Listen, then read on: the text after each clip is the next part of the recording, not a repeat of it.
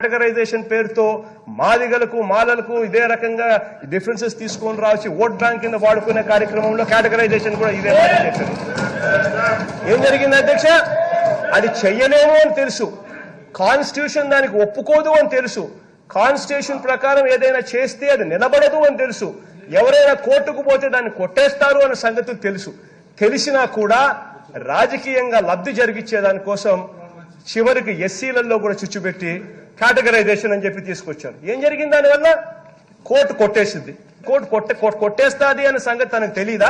తనకు తెలిసినప్పుడు ఎందుకు చేశాడు?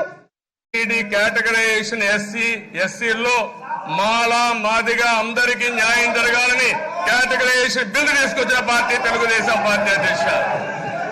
దానివల్ల మాదిగలకు న్యాయం జరిగింది. అదే ఈరోజు జగన్మోహన్ రెడ్డి గారు మొన్న అంటున్నారు ఎస్సీలో చిచ్చు పెట్టామని. చిచ్చు కాదు, సామాజిక న్యాయం చేసిన పార్టీ తెలుగుదేశం పార్టీ.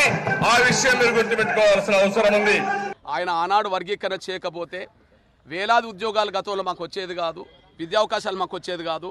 ఈరోజు పోరాటం ముందుకు నడిపించడం వల్ల మన న్యాయం బతికింది అంటే ఆయన తీసుకొచ్చిన చట్టం వల్లనే మళ్ళా న్యాయం బతికినట్టుగా జరిగింది. అప్పుడే చెప్పాం, షెడ్యూల్ కులాల వర్గీకరణ ఉమ్మడి ఆంధ్రప్రదేశ్ చేసిందే ఆంధ్రప్రదేశ్ ముఖ్యమంత్రి ఉన్నప్పుడు చంద్రబాబు నాయుడు గారు. కాబట్టి ఇప్పుడు ఆటోమేటిక్గా చంద్రబాబు నాయుడు గారు మళ్ళీ ముఖ్యమంత్రిగా ఉన్నాడు. ఆయన వర్గీకరణ చేస్తామని పదే హామీ ఇచ్చి జనంలోకి వెళ్ళాడు. మాదిగలందరూ ఆయనకు సంపూర్ణ సహకారం అందించారు. వర్గీకరణ మళ్ళా సుప్రీంకోర్టు అనుకూలమైన తీర్పిచ్చిన సమయంలో చంద్రబాబు నాయుడు గారు ముఖ్యమంత్రిగా ఉండడం అనేది మా జాతికి భవిష్యత్తుకు ఉపయోగపడుతుంది.